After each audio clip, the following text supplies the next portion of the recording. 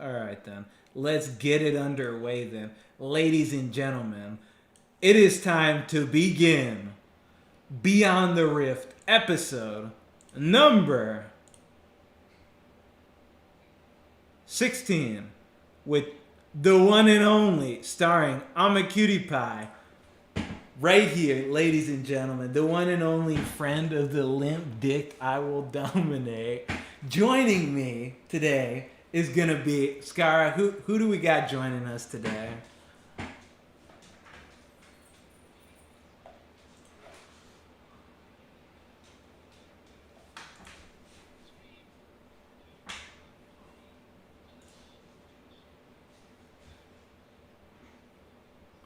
And do you want to introduce our friend who will be joining us for a portion of the show? Well, go ahead.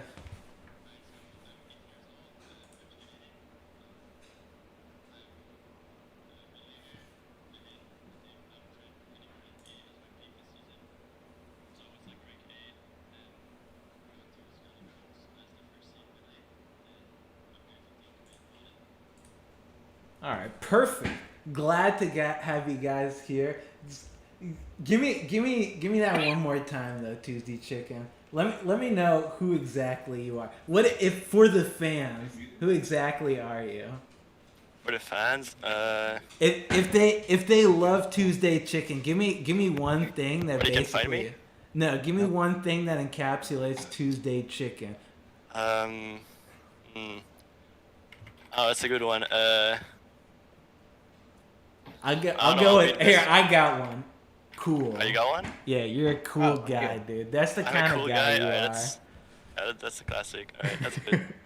All right, let's get it underway then. We got Tuesday Chicken joining us today because he's one of the lucky few that managed Lucky? to Come make on. it. Lucky, dude. Okay, not lucky. He put his blood, sweat, and tears. He put everything luck. that he had All in it luck. to get to the scouting grounds, and he's going to be joining us today because our topic to start off with is going to be about the scouting grounds. So let's get right into it. But before we get right into it, I want to give a shout out to Bloody and Discord, two amazing sponsors that allow us to do the things that we do every single day. And you know what? I'm gonna do one of these right now.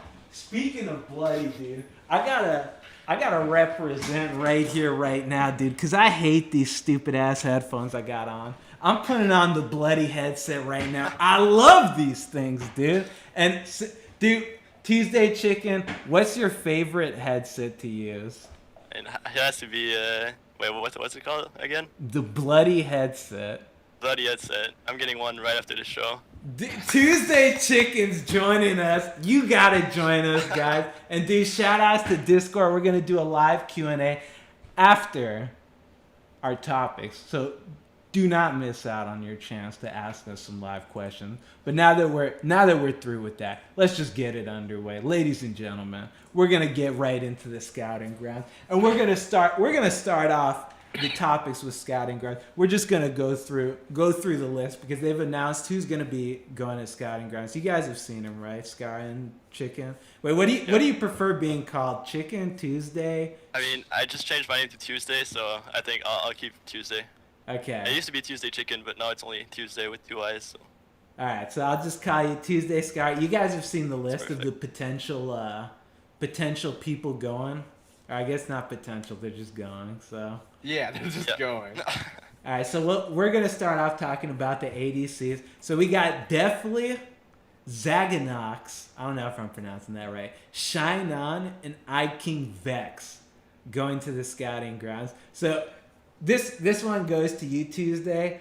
Since you have to be on a team with them, which ADC would you want to be on your team? Let's just Alright. get that underway. Okay, so I think there's a big gap between Deathly and the other three. So I think Deathly is by far the AD carry I want on my team. Wait, really? After You that- think he's that much better than all the other ones? Yeah, I mean, he's been playing on like really good teams for the past year. He's like the only one here I think who played like some games in NACS, like one or two I think. And yeah, I think he's really good, and he knows how to communicate as well. He's all around a really good player, I think. Wait, does he have a different name, or has he always been Deathly? No, I'm pretty sure. I don't know. I think I saw it. I think he played some games on the team, like 1 or 2. I think like just before the cutout. I think you can't play more than 2. Okay, and he's always gone by the name Deathly. Yeah, I'm pretty sure. Wow. I mean, maybe I'm wrong. Maybe he didn't play, but I think I saw it like yesterday. Well, I've never seen his name before because I know Shine On. That guy's been in the scene for like forever. Like this guy has been like trying to get on a team. Yeah, he's been around for a fucking long. I mean, this Shine On is Vincent Vu for the people that are watching that don't know. But yeah, this guy's been around forever. Scar, what do you think though? Of all these 4 players, there's 2 that stand out to me. One, Zaganox. I play with this guy every single day. In fact, he just killed himself on my stream like 2 games ago. Oh, so nice. This guy stands out to me the most because I play with him the most. So I'm most interested to see how he does. And KeithMcBrief is the other person with competitive experience. Like he's played on. Oh, I don't remember what team he was on before this, but he did play on a team before. But was he on Zenith? Yeah, it was on Zenith. He's the person I know the least about, actually. Like, I recognize all the 3 other people because I play with them a lot, all the time. And KeithMcBrief, I actually don't play with that much. And so he's like kind of the person. I've never seen that guy before. Right. I don't know much about him, but I'm most interested to see if Zaganox can kind of like bring out some good stuff. Zaganox is my second choice for sure. Like after Deathly, I think Zag is probably the second best AD carry going. So how would you rate them, Tuesday? You go Deathly, Zaganox, like. I think I'd go Deathly first, into Zaganox. After that, Shine On, and last one is KeithMcBrief. That's for me. Dude, you're already gonna. When you get to the Sky Ground, they're gonna come to you up. To I know, you, I'm like, gonna die. I heard what you said, dude. You put me 4th. I hope I'm not on your team. Then I start into with double buffs into your lane instantly. Oh yeah. Yeah. Just wait for when we talk about junglers. Oh, I'm ready. Okay. I'm ready for it too, dude. I got some stuff to say after my last game, but for the ADCs, I mean, as an ADC player, I don't like. I mean, honestly, none of them really stand out to me, so I don't really have like, wow, this guy's so much better than this guy or anything. I feel like they're all the same. I don't really see KeithMcBrief that often. I play with Deathly. I thought Deathly, I gotta be honest, I thought he was like Gosu's Smurf. Like one of the stupid Smurfs that he like name changed. Why did you say oof? That's not like flame or anything. No, I didn't. Well, I just coughed. That was a weird cough, dude. I'm sick right now. So yeah, you're still sick. Yeah, you're putting a lot of pressure on Deathly right now. Yeah, Gosu Smurf. No, dude, I don't know why. Okay, I don't know. That's one thing I need to ask you this. Why do people hate that? Like when someone, like if I call someone like a Gosu Smurf or like, is your Rengar better than Night Blues or some shit like that? They always get so triggered at. Like what about that so triggering for a challenger player? I don't know. I think they all have like kind of a bad rep because I don't know. Maybe besides you, like all the big streamers, like they just like kind of fall and then. This like, guy right here, dude. Tuesday, you're coming on every you're coming on every week, dude. Tuesday, that's what I like to hear. Yeah, I don't know, like the Idol community is pretty close and like we all talk to each other and yeah, that's pretty big. Like when you compare yourself to like people like Night Blue, Gosu, I think Gosu's pretty good. Night Blue too. I don't know.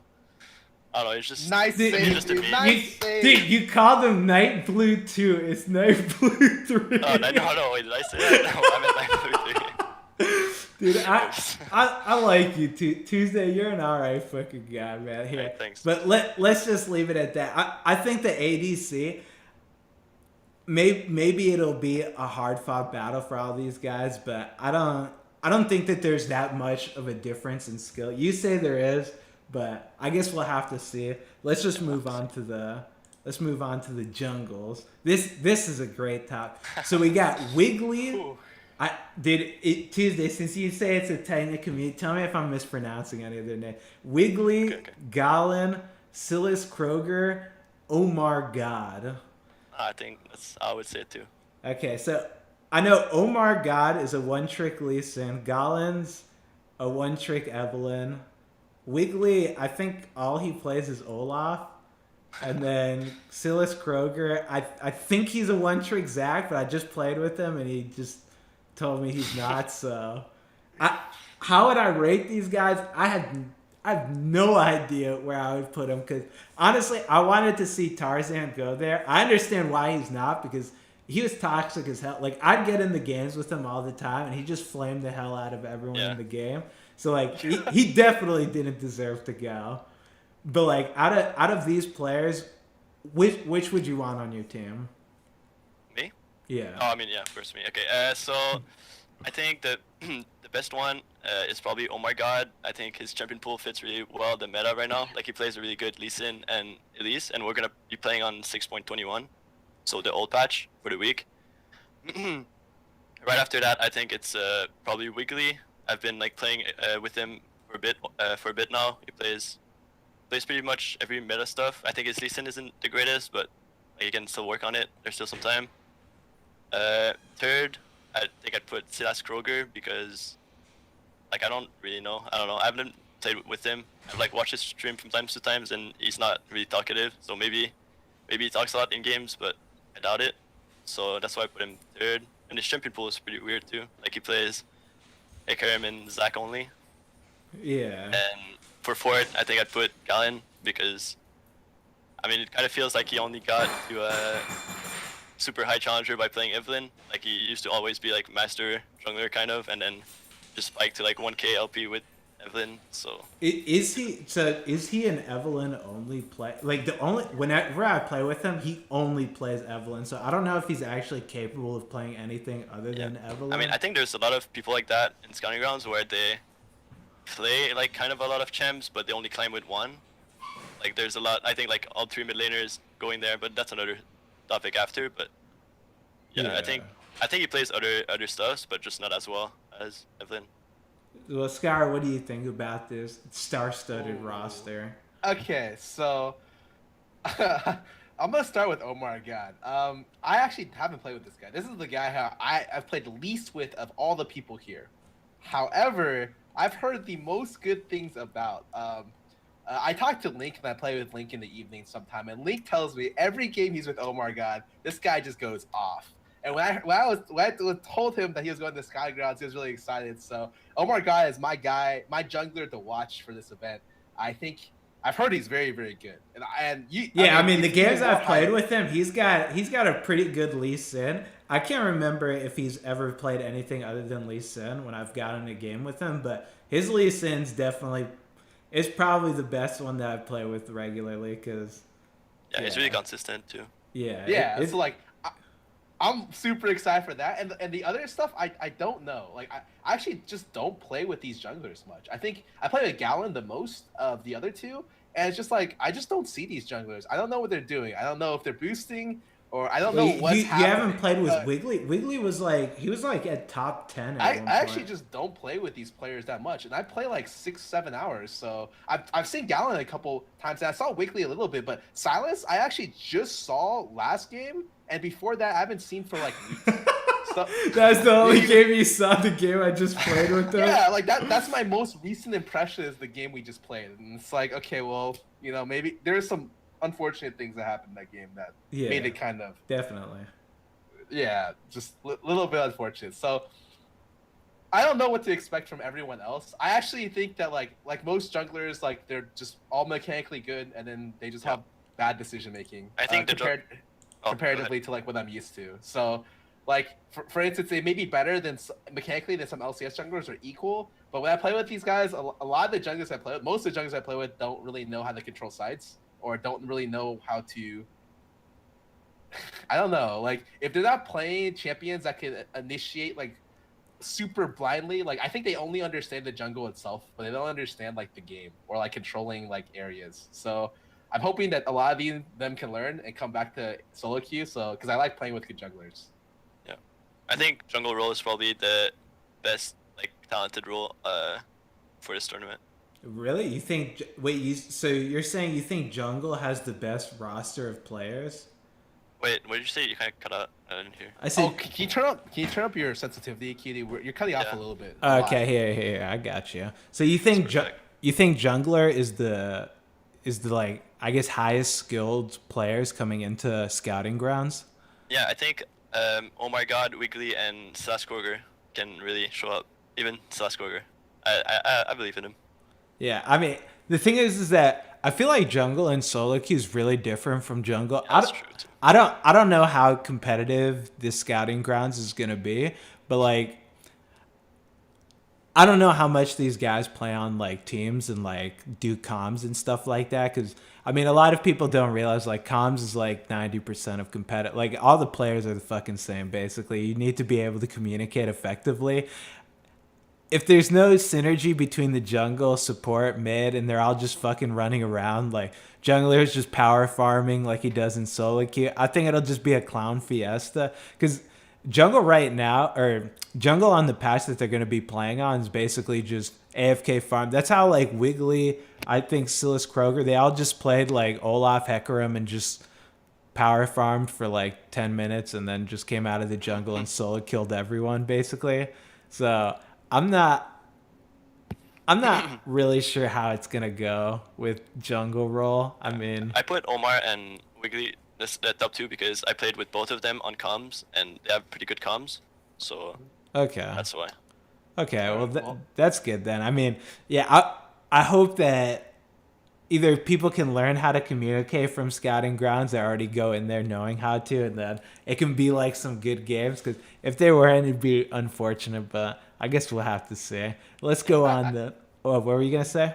Oh, I was just gonna say like the last patch like really emphasized farming, like super emphasized farming, especially in solo queue. Like all the top, I actually think jungle is like an OP role in solo queue. So, like oh yeah, jungle's definitely like the best. 4 highest LP players coming in essentially, or some of the 4 highest LP players. And if Tarzan was allowed, he was like the number 1. But I think that's like drastically changing in like the current patch. Like you have to be smarter to play jungle. Like you can't just power farm because like denying camps is so important that like I think that yeah, I hope they can take away a lot from scouting grounds because the smarter players will you need that kind of brain to play on the new patch, in my opinion. Yeah, you need that adaptability because yeah, like jungle before was about just power farming, but now it doesn't really seem like you can just AFK farm. I mean, who knows? Maybe you can, and it'll just be the same shit. But we'll see. We'll go on then to mid lane. Oh, geez. Okay, now seeing who you're against, I can see what you meant by RJS D&D God, Tuesday Chicken, Strumpist, and Butler Delta. So for people that don't know, RGS D&D God's basically a one-trick GP. Strumpist, what is he even play Rise. now? Rise. He just only plays Rise, right? And Butler Delta only plays Anivia. So, I mean, I've seen them play other champions. I don't think they're terrible at other champions, but what do you think about the players that you're going to play against? Okay, I definitely think, well, I'll be honest here, I don't think Butler Delta should be in the scouting grounds because, like, he literally doesn't play anything else than Anivia and is just gonna get banned, and it's gonna be, like, pretty cringe to play against him mid, but that's just me. And then, for the 2 other, I think the 2 others do play other champs, so it's not as bad, but it's still, like I told before, they only claim playing one champ, like playing either Rise or Gangplank for both of them, and you know, when it's like a master player that gets a champion and just climbs with it, he's gonna be a master player on. He's gonna. Oh shit! Sorry, I just muted my mic. I think he's gonna be master tier on like all of his other champs. So. Well, do you think that there's a problem with them allowing one tricks? Because people were asking like if one tricks would be allowed. They said, yeah, sure. If you can master one champion, why not? Yeah, I think it's a pretty big problem for like. I don't know, because as good as like you can look by yourself, you kind of look as good as your team as your team looks, sorry. And with so many one tricks going, it's gonna make you like real fucking bad. Yeah, if you get on a team with 5 one tricks and they just get banned out, it's just shit, dude, this sucks. Get Gollin, fucking Butler Delta, fucking who knows what else. Bob Jenkins too, top. Yeah, that might be a problem. I mean, I will say from playing with them, I mean, Butler Delta is pretty much like, he's really fucking good at Anivia. So if it doesn't get banned out, I think he can perform. RGS D&D God, I mean, he has a pretty good Victor. Like his Gangplank Victor is good. His Twisted Fate too is pretty good. I talked to him. I talked to him pretty often, and he's saying like he's picking up a lot of new champions. So I'm still looking forward to it. But I'm just saying like it's not the ideal for mid laners. I think that like any talent should bring to Scouting Grounds. Yeah, it's not. Okay. Good though. But Oh, pause right there. Who should have gone? we should have gone. Okay, I Who think should have gone? me, Demonte for sure, with Insanity and Linsanity would probably be Really? the 4 for me. Yeah. You think? Oh, I talked to Insanity quite a bit, and I know all the people you're talking about. Why do you think these guys should have gone? I don't know. They're like all the millionaires that plays meta stuff, adapt to the meta well, just overall good. Always keep like on top of challenger by playing different champions. So that's why I would be looking for it the most to play against them. I definitely think Insanity should have got. I mean, I was playing with him. Like I play with him like all fucking day because he basically plays like 12 hours a day. And I mean, I made a bet with him. I was like, dude, whoever ends up higher LP like owes the other one like $20. This is when he was like 900 LP, and I was at like 800. I ended up dropping on my main to like 500. He dropped to like 400. Yeah, he dropped to like Diamond 1 or some shit.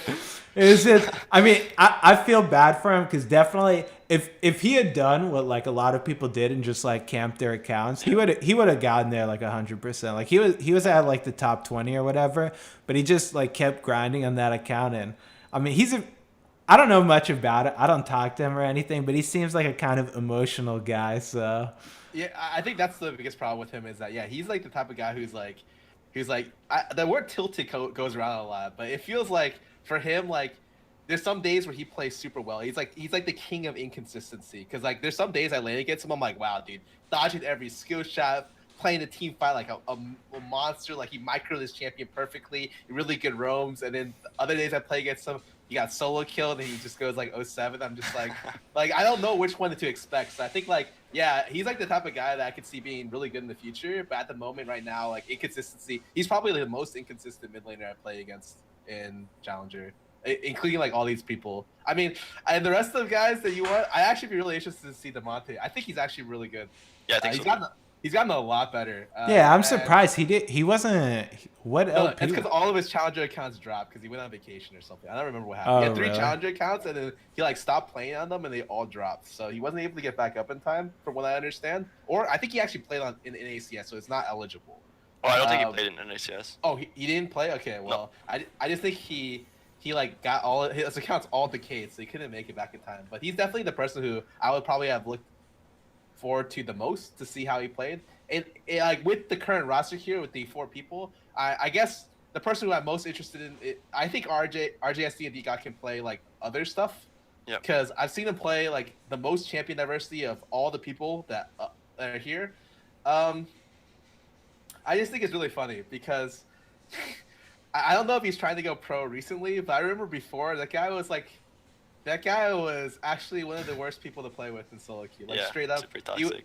He was super toxic, and it felt bad because like I know Woon, and then like he took Woon's name, or like Woon gifted him the name, so he was like literally the mid laner that had the most people come up to me and tell me that they didn't want to play with him, even if he was good or not. But recently he just stopped typing, so he's a lot better to play with. So I'm glad that he's like trying to be less toxic in game, and I'm interested to see how he'll perform at the Scouting Ground. I feel like Demonte is kind of the same thing. He's just not really good in solo queue, but like I play against this guy in scrims and stuff, and he's really, really good. I think it's just like attitude problem or like tilting problem in solo queue. So yeah.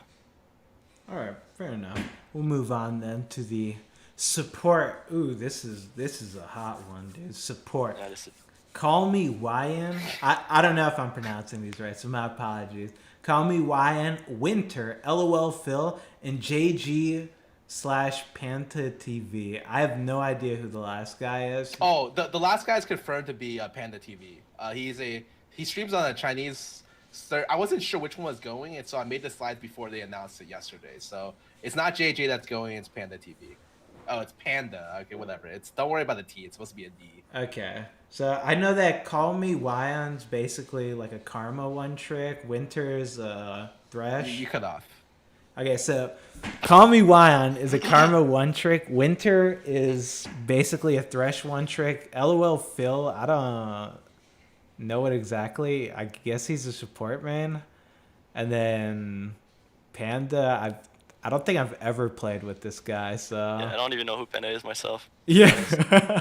I don't think I've ever played with this guy. I'm playing like 10 hours a day, so I mean, so let's start off Tuesday. Who would you want on your team?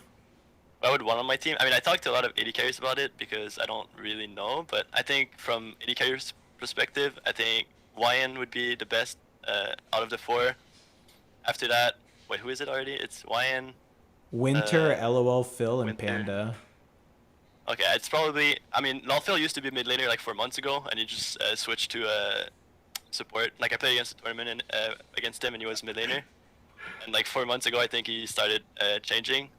So I would probably go with Winter second, and then Panda TV third, and Lolphil last since he is.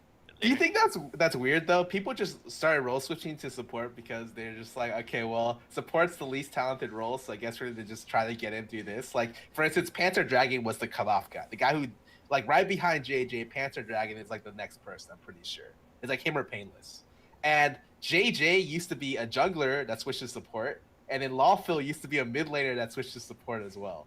And so, like, I don't actually play with many of these people a lot. I think Wynn is the best player on here. Like, he's the highest rated, or was the highest rated, and I play with him the most with Winter, I think.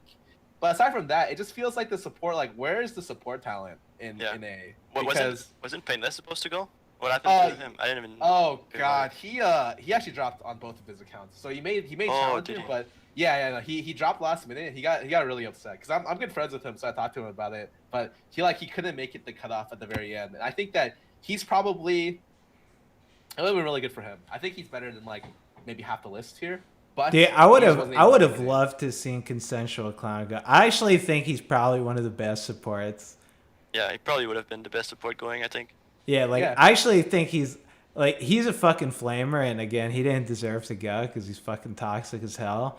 But like, he's like, dude, when I say people play Janna and just like I'll always tell my support like just play Janna and turn your brain off and all that shit. But like, he's actually really good at Janna, and he's really good at he knows how to use his abilities and make the most of them, and it's like, oh my god, like, it's not even something I should be surprised about, but I have like this little expectation of like supports and like solo queue, especially in NA, that it's just like, oh, you used your ult on Janna to peel for me? Are you kidding me, dude? What the hell?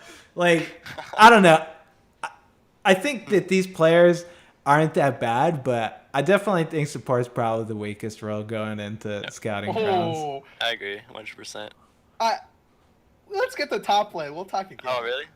Wait, last thing before, I think I don't see. Wait, is Consensual Clown and Tarzan? I don't think they're like that toxic in game. Isn't more outside of the game? Whoa! I mean, Tarzan Tarzan, every time he would get wiggly, he'd basically tell him like, "You're a garbage fucking jungler. You'll never amount to anything." Like all that good stuff. I guess that's true. Yeah, like he pretty much every time I had him on my team and we were like, "Yeah, dude, we're doing well." He'd start like he'd be getting ahead of himself, like, "You guys all suck and you're never gonna amount to anything, and I hate you all." It's like, whoa, dude, calm down there a little bit. And I mean, that's fair. Yeah, Consensual Clown. They were both like they'd have gone to scouting grounds if they pulled their keyboard. Like, that's just my way of putting it. Like when I think of like people who like reformed, they're like people who like don't flame that much anymore. Like, remember when I talked about RGS D&D God? He stopped typing as much, and he's like at the scouting ground. If they had done that 2 months ago, both of them would have been in. But instead,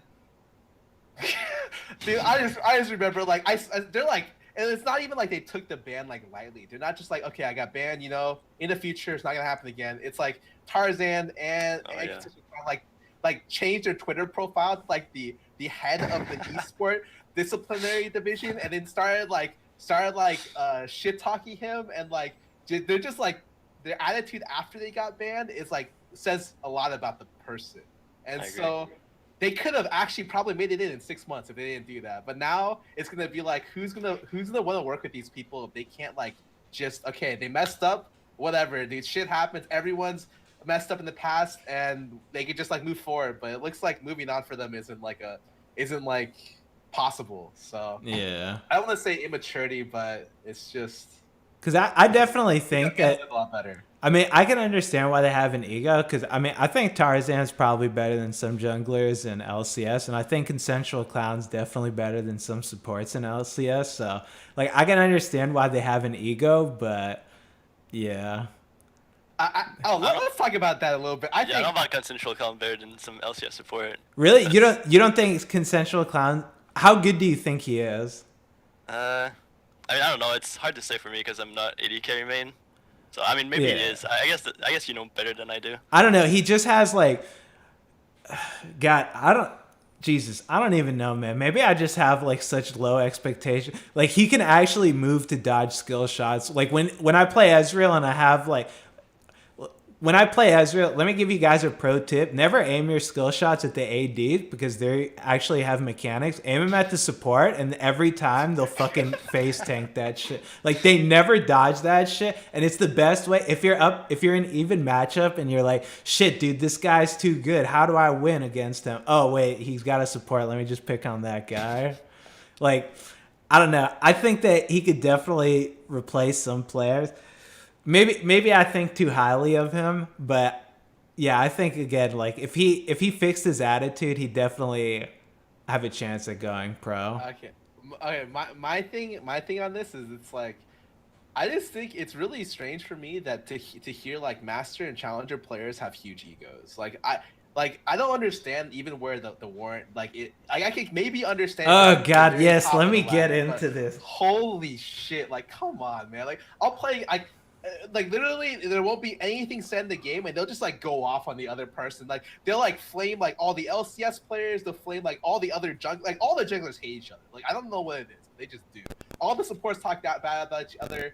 I don't know if it's the same for AD and the other roles, but like a lot of and it's just like it just feels like they have like enormous egos, and it's strange to me because it feels like, well, what have you guys accomplished? Like I would just say, be humble while you're on your way up, because when you look at like actual pro players, like they're all humble because they know like there's like if this guy is shit talking me, it doesn't matter because like they know they're better. But it feels like the like challenger players in general just have like enormous egos sometimes, and it's like just having to deal with that while playing is like just keep it more low key. Like, dude, when I had that game we just had with Silas Kroger, dude, where I wanted to go off on him so fucking bad because he was like, Dom, you're lucky that you were in the game in its infancy. You would never go pro if you were ever playing other than that. I was like, dude, like Dom's pretty, like he's pretty good, and he played for like 4 years straight, and he probably could have kept playing if he didn't retire. He had two offers. He could have kept playing. Like there's a reason these players can keep playing. Like the thing with solo queue players, they don't realize that like individual talent, that shit doesn't matter. Like everyone's just as good. Like, dude, I'm sorry to break it to you, but just because you get to like fucking 1K LP, that doesn't mean shit. Like if you don't know how to communicate, like again, competitive play is like 90% communication. If you can't communicate and you're just like a fucking brick there, just all right, I'm playing my game and fucking tell me what to do. I need information. Feed me information. It's like you're dead weight to the team. Like you need to be able to have some kind of contribution. So, dude, just hearing Silas Kroger just go off, it's like, dude, you haven't even shown that you like can even play competitive yet, man. Come on. I don't know. That's just that kind of stuff. I mean, Tuesday Chicken. You play at a challenger. You play like on teams and stuff. Do you ever feel like maybe the players have too much of an ego, or are players willing to learn from each other, or what?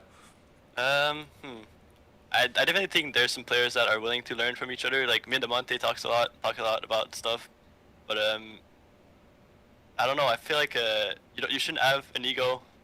Like we haven't done anything yet. Like nobody knows who I am. I haven't participated in any like Riot tournaments. Like I don't know. I think I'll have an ego if I actually start doing well and like prove myself on the big stage. For now, like yeah, solo queue doesn't mean anything.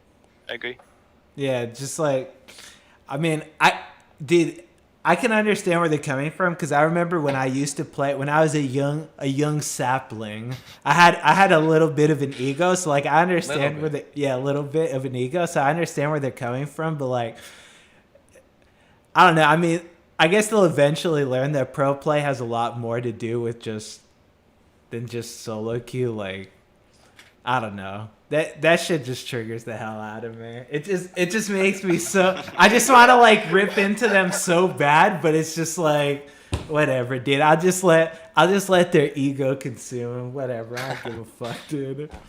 But let's we went off on a tangent. Yeah, let's go on to the next one. Top lane, dude. Fallen Bandit, Bob Jenkins, TF Blade, Max Strobo. So if you had to have one on your team, I'm gonna assume it's Fallen Bandit, but you let me know Tuesday. Okay, so real quick, I think TF Blade isn't gonna make it. He had some visa issues, and it's now Eyeshadow Eye. Oh really? No one? Oh yeah. Yeah, he's like a Fiora Yasuo elite player, right? Yeah. So Okay. now he's the new top laner. I think that'd be Fallen Bandit first for me, like you said. After that, probably Max Strobo. After that, I mean, of course, the one trick will be last, and then it's Shadow third because he plays some champ. I mean, he plays a lot of Yasuo, but he plays a lot of champs too. So he plays like Fiora and stuff. Yeah, I mean, I've heard that Fallen Bandit's like the best top laner in Challenger, like that's coming up right now. Yeah, like I haven't seen him that much, and I haven't seen like what he's truly capable of. So I'm pretty excited. But I've just heard that he's pretty good. Bob Jenkins, I mean, I don't think he's that bad. I've seen him play other stuff other than Ken, and he's not terrible. He plays like a decent amount of Lissandra, if I remember correctly. I think I've seen him play some Riven too. I think his Riven is okay, which is pretty. Yeah, I've actually seen him play Riven too. Yeah, he just like popped it out like randomly. Like I said, Kennen wasn't even banned. He's like, yeah, I'm not a Kennen one trick anymore. I was like, what the hell, dude? So I don't know. I mean, Eyeshadow Eye. I think he's a decent player. I feel like it's gonna be interesting. Yeah, it's definitely gonna be interesting. Is the perfect word for what I was thinking, because he's definitely a player that's like feast or famine, and I'm pretty excited to see how he does. And Max Strobo, I mean, I think he's all right. Yeah, he's a versatile player, so he's probably better than the other two like one tricks. So I mean, I think Max used to be like really bad reputation back in the days. Like he used to be really toxic. Yeah, I mean, he's part of the Trobo, so. With the Doom Trobo and all these guys, but I think honestly, like I talked to him way more often, and I think he realized that he can actually like do something with League, and he's much more serious about the game. I play with him, like I scrim with him, and I think he's honestly way better than people give him. So, like I honestly even expect him to be pretty close to Fallen Bandit. I think Fallen Bandit's still the first though. Okay. How good? So how would you rate like the talent of each of these roles? Like where would you say that coming into this, AD's the most talented role, or? Okay, so I think AD and jungle are pretty close to the first, but I'd still give it to jungle first because maybe it's just because jungle is so important right now on 6.21, and like it's pretty much the better jungler wins the game. So I think it would be jungle first, after that AD, after that top, after that mid, and then support. Okay, fair enough. I mean, maybe mid is third. I don't know. We'll see. I'll perform. Okay, well, my opinion is that the two most talent-deprived roles in North America are top and support. Support we've already talked about. You know, we have like two junglers, like a mid laner switching to support, and they're able to hit like top 5 support players in a within 2 months, 3 months, and that should say something about their role. With Keith, can't tell me like a good support player, and he plays this game like 9 hours a day, 10 hours a day. Top lane, it's kind of weird. I actually just think like outside of Fallen Bandit, who's shown consistency through multiple seasons, we're talking like just straight like the entire challenger scene. I think Solo is is like actually really good. Yeah. And he may be like toxic, but whatever. He's actually really good solo, and then it's like a tier down as Bandit, and then it's Wait, like you don't put RF Legendary with solo? Wait, what do you what's so funny, Tuesday? Wait, I want to know what's so funny, Tuesday. What do you Yeah, I like? don't know. He's like, I don't know. It's just so funny because he's such an emotional player. Like so many games, he just breaks down in my game, and then. Yeah, you don't about, like a player that's emotionally invested. Okay, if you had a team, would you want players that were emotionally invested Wait. in? You're kind of cutting out. What do you say? If you had a team, would you want players that are emotionally invested in League of Legends? I mean, if we're winning, I guess, but I think players that are like not that emotional is probably way better. All right, fair Because you enough. can actually learn from scrims and like learn from practice. Yeah, I mean, RF couldn't even go to this, right? Because he's played on Renegades, yeah, he right? played in LCS. Okay, yeah. Okay. Well, I mean, I think it's like solo and then everyone else essentially. Which I don't know. I don't think that this should be. It's because you have such low expectations of your support player, right? Yeah. I have incredibly low expectations of my top lane. My top lane is 0-0-0 with TP up by 8 minutes. I'm like, you did a great job. Like, fantastic. Like, I don't know if it's the same. Oh yeah, thing, dude. but, like, I never actually have no expectations of my top. I never expect TPs. I see my top laner, he's got like the wave at the enemy turret, and then he TPs top, and then he just like dicks around while the wave pushes back. I'm standard. Yep, that's good job, dude. You did it. Like, I don't expect anything. I don't know, dude. Maybe my view of like solo queue, I'm just too damn toxic, and I just like hate everything or some shit. But like, my expectations is just like, don't feed and try your best and have fun, and I'll be okay No, with I just it. think in general, top lane has been a talent starved role since its inception. Like there's only ever been like a couple players, like maybe like 5 people. I can count them on one hand, which have been like able to be played really well. And on the international stage, it's like 2.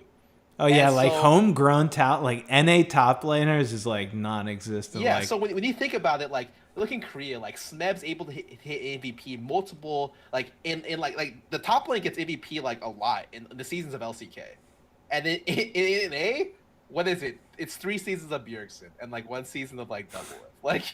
Like it should tell you something like where all of our talent is. It's all of our talent is not in the top lane role.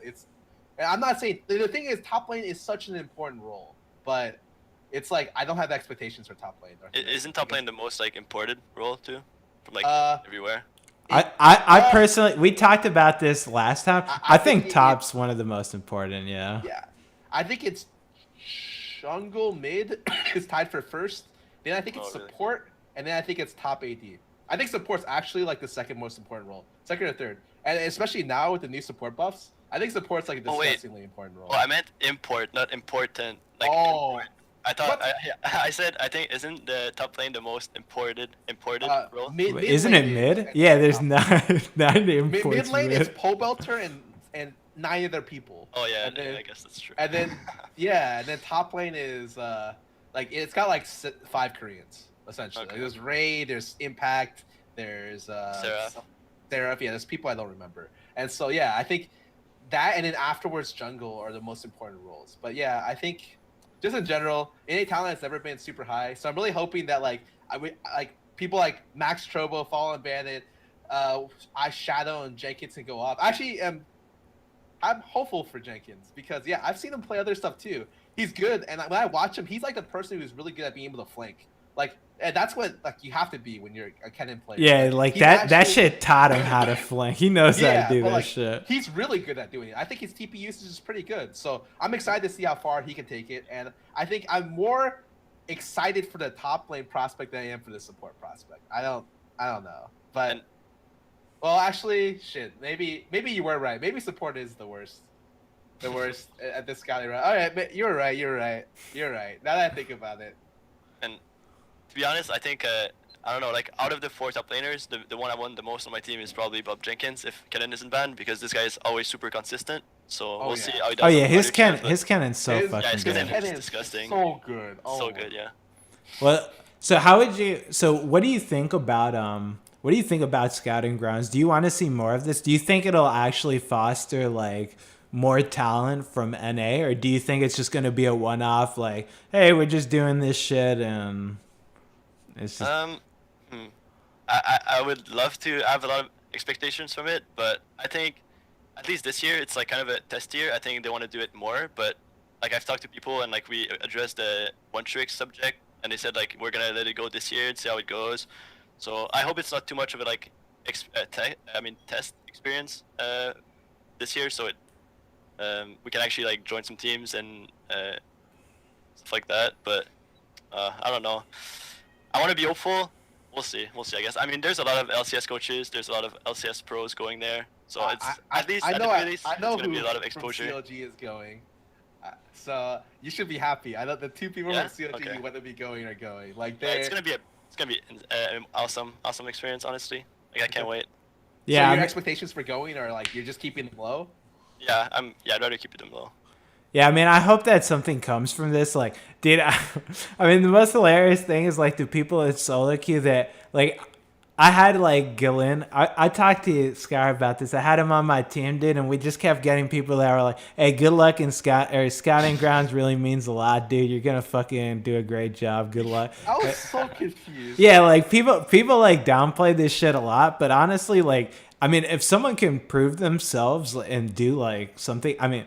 I agree that this is going to be definitely a rough year because you're only as good as your team. You're right. And if you just get like one tricks and they get banned out, I mean, you're not going to have much of a showing at scouting grounds. But I hope that Riot keeps doing this because definitely it's a great way to promote like talent in NA. And honestly, there's not enough like promotion of it because how long have you been trying to go pro Tuesday? I think I'm one of the like new, the most upcomer one, like new one. I think there's some people that have been in challengers for like 3 years now, like the Mountains and stuff. But for me, I started, I think a year and a half ago. I was like high diamond, so I only got into the challenger scene this season. Oh wow! And yeah, I think I improved a lot from it. But that's true. Like we have 0 tournaments. I think EU has like tons of tournament everywhere to like promote talent, so I'm really glad NA is doing this. Because you say you play in tournament, like what tournaments do you like? Do they get like what are the tournaments? Okay, well I played 2 tournaments this season. So I played it's like ICL, which is I don't know if you know about it. It's a little league with like 3K prize pool. I think I watched it. Like RJS played in it, right? Like he had a team. Yeah. I think I watched some of that. Yeah. I played ICL and I played DreamHack Montreal. I think 2 or 3 months ago. So that's the only 2 tournaments I played on. I mean, I played in. That was like actually with good people, like challenger people.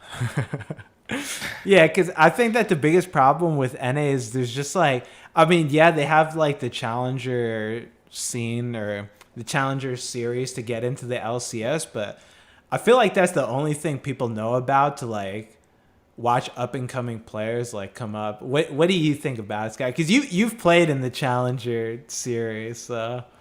I hate the challenger scene. I think it's terrible, and I think until Riot does sweeping changes to the scene, no one's gonna want to join it. So the way that challenger series, or the way that you build teams, you should build teams around veteran players and new talent. So veteran players will guide the talent to work together as a team, as well as give them experience on how to do comms, all this stuff. And you can supplement this with coaching and analysts, all that stuff. But what ends up happening is all the veteran pro players decide that they don't want to do challenger because it's just a waste of their time.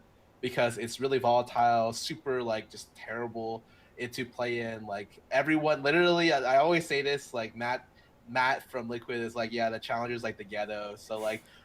When you it's really hard. Like when you get in there, you need to get out. And a lot of people just don't even want to get in and try. It's not it takes the hustle away from players who want to try to keep going pro. I think that it needs a lot of work. And so because of that, it's also really hard to develop talent because none of the experienced players or coaches want to coach challenger unless there's a lot of money in it, because it's just like shit, they can just stream or they can just do something else. I feel when you hear that and your goal after scouting grounds is to get into a challenger team. Wait, what have you heard about? Because you say that challenger players talk a lot with each other. What have you heard about? What have you heard about the challenger scene? I don't know. Honestly, I haven't heard about it that much. Like all I see is just the games being played every week, and I just look forward to it because there's other viewers. So I want to like prove myself and like starting to get known. Like to me, it doesn't seem that bad, but all I've heard about it is like super bad. So That's all you've heard is just like terrible shit. You haven't like no one's been like, oh, Challenger scene, that stuff. I love it, dude. I could play in this. Fuck LCS. I just want to be in Challenger scene. oh yeah, I don't know about that. No.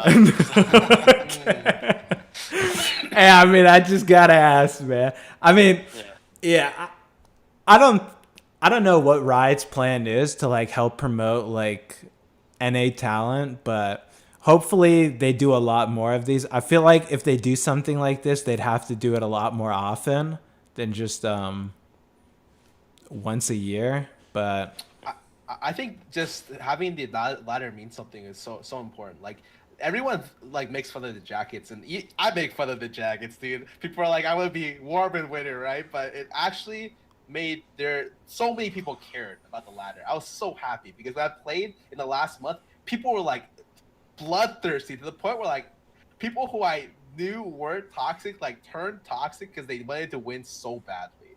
And I think that like that, as long as there's like that level of motivation or for players, I think that like the medallion, if there was like more tiers of challenger, people took the ladder more seriously, it would incentivize a lot of people to actually try more in solo queue. And I think that naturally would bring like everything starts at the very bottom. So it's like, okay, they fixed the ladder first. People are motivated to play on the ladder. People are gonna get better because everyone wants to play the best. From there, then they fix the challenger scene. It's a wild west in there. It needs like restructuring in some way, shape, or form. And then that's how talent gets grown from the very bottom upwards.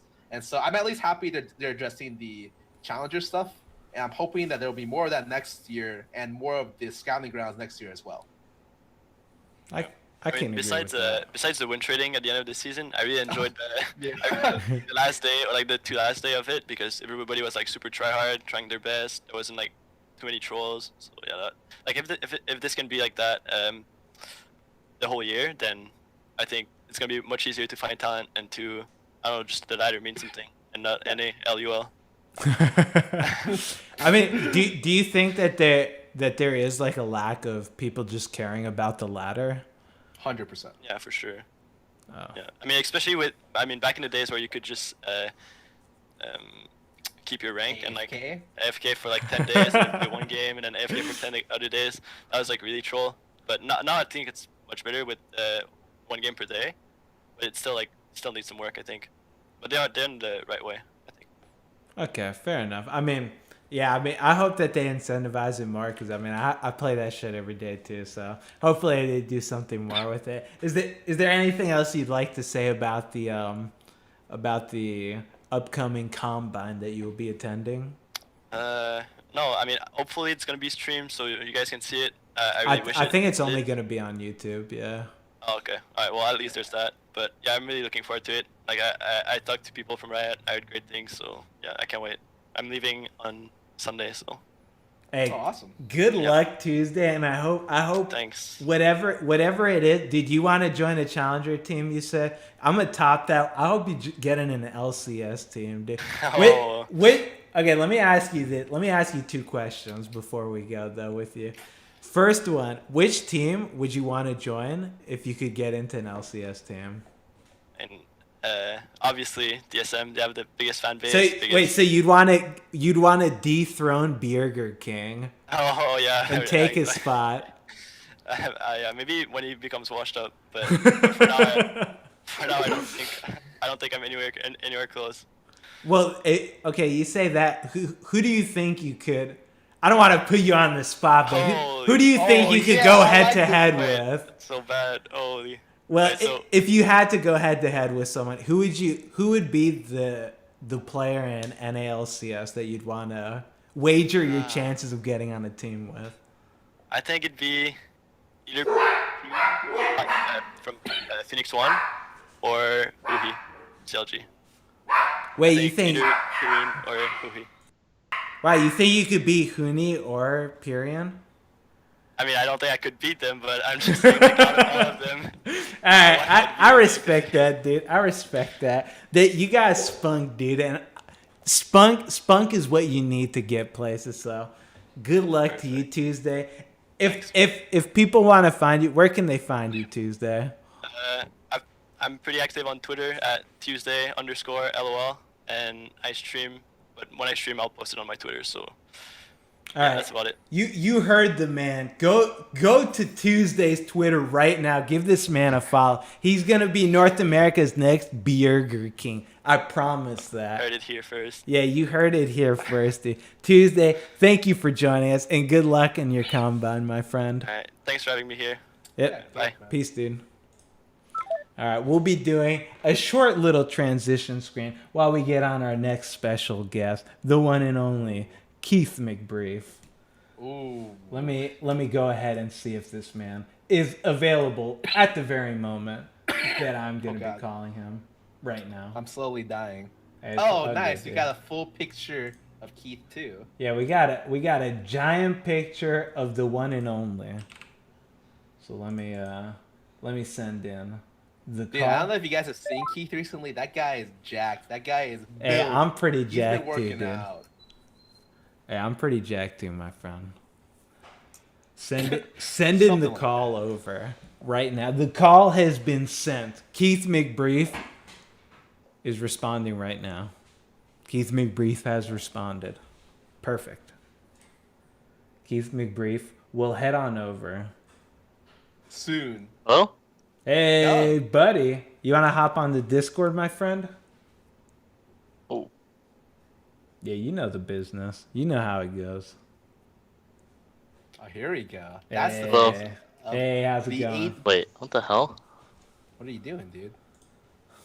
Hey, hop on the Discord or I'll meet it on Skype. Okay. Yeah, you just meet on Skype too. Hey, the one and only KeithMcBrief, ladies and gents. Hello? Hey, you're coming in loud and clear, my friend. You ready to get this underway? Dude, nothing much. We're gonna do our quick little Scar. Tell these people about. We got a first take. What's the first take, Scarra? Oh yeah, we're doing first take. First take is our first impression on sensitive topics, or maybe just like recent topics that everyone wants to know about. Today, our first take will be about, and Q, you can introduce the topic. The new preseason. I know my man KeithMcBrief is out there grinding it, getting ready for the LCS season. KeithMcBrief, let us know, what is your first take on the new preseason? It's actually so weird. I played like a good amount of games yesterday, and the plant thing looks pretty funky. Wait, do you just hate there. the plant? Do you hate the plans? It's just funny to see, like, the blast plant, like, wow, I can get over this wall. Then, like, holy shit. Actually, the healing one is pretty nice for mid lane. So you just walk around the river and you can, like, get half your health. Oh, the healing there's one's also, nice for bottom too, dude. I go and grab that shit. I eat that shit up. I love it. Yeah, it's pretty nice. And then the scouting one sounds pretty good. It's also a sweeper, so Yeah. that's not bad. But I don't know, the Talon. Talon is so, I don't know what to think about that champ. He just freaking hops everywhere. You can't catch him. He just kills you. I've seen that champ pop the fuck off or just feed his ass off. So it's weird. You think Talon's pretty good though with this change? Depending on the player who plays it, yeah. Scar, what do you think about Talon? I think he's all right. I'm pretty indifferent. You think he's good? I think him, Fizz, and Kha'Zix got the best of the reworks. Oh, Fizz is And disgusting. I hate that shit Maybe now. Rengar. I don't know. Yeah, Fizz. Every time I get hit with Fizz, I'm like, what is that damage? What on earth? The grip range and the max shark. It's so big, and it does like your health bar. Yeah, I played a game of Fizz. My ulti did 1,500 damage. I one-shot the AD without even hitting him. I just threw the fish with at him. Lichbane, your overall AP ratio is 4.5. I don't think I've ever. There's not a single champion in the game who does that. Like, it's just disgusting. I think only if you go off, it's disgusting. So I think those three were the big winners of the assassin rework. But I feel bad for ADs right now. Do you guys feel like your role is awful? Because top, jungle, and mid lane are so bored of their roles, they're all choosing only assassins. Like, I'm seeing like top lane Talon, top lane LeBlanc, like top lane like Echo every single game, and you have zero front line except for your support. And so you guys like I feel bad for ADs because until everything kind of like wears off, the novelty effect wears off, you guys just get mauled every game. Actually, I don't know if that's. I don't know how Keith's opinion on this. I'm pretty indifferent to the assassins, honestly. Oh, you cut off? I said I'm pretty indifferent to the assassins, honestly. Like they don't really. I mean, they're annoying, but it's not like. I mean, what's more annoying, a Talon or a Syndra that just fucking flash R's you? Like I take I'll take my chances with Talon, dude, every time. Like I don't really care. The biggest problem I have is that like the lethality changes kind of make some champions not that great anymore, and I don't like the lethality changes. I don't like that Ma now instead of giving armor pen gives a cooldown reduction, which is kind of worthless for a lot of champions that built it. And I don't know. I'm pretty indifferent about the assassins, but there's other things that I don't really like. What do you think? The thing that makes AD so bad now is the fervor change. So I think what it used to be with max stacks, you would get like over 120 bonus damage on hit, but now it's like you need to stack it 10 times and you only get 60 AD. So this feels the worst on Ezreal and Lucian. I played it right as a new patch came out. I just thought, what the hell? Why don't I do anything? So yeah, that shit feels pretty bad, dude. And they try to bait you too by saying that you get AD now, so it helps your scaling. I was like, oh man, this is gonna be awesome. I can't wait to try it out. And then it's like, wait, shit, I don't do any damage with my auto attacks, and the scaling's like worthless because I have like a 0.5 ratio on my abilities. Like, yeah, the fervor changes definitely are not that great. What do you think of? Have you tried out Twitch yet? Oh, I tried out Twitch. Do you like the change? I love the change. I think it's so much better than how it used to be. So the queue is like way longer than it used to be, and that feels good. The only problem is, I think Twitch was stronger with Ghostblade, but you can't go it anymore because lethality is so bad. Yeah, no, he was definitely stronger with Ghostblade. Yeah. You think he's stronger? Well, I think he was definitely stronger with Ghostblade, like 100%. Like Ghostblade on him gave you an early game. Now you do like. You don't have an early game, so. Do you run Warlords? I run Warlords, yeah. Okay, yeah, I go Warlords. That sounds about right. I mean, probably go BS Sword into Hurricane, and then IE. Yeah, that's what I've been doing, and it's just been like, I mean, I preferred Yomu's because you just like two-shot people once you bought it. Do you guys actually think Yomu's was healthy for the game, though? From my perspective, that shit needed a nerf 100%. Like, it's the only armor pen item in the game that doubled your armor pen for absolutely no reason, and the active was such short cooldown and so effective. Like I needed that out of. I mean, as an AD main, I'm pretty sure AD players were the only one building it in like the meta. So I loved it. I didn't think it deserved a nerf. There weren't any assassins being played at the moment, so like it was pretty much just Jhin and Lucian running around with Yomu's. So.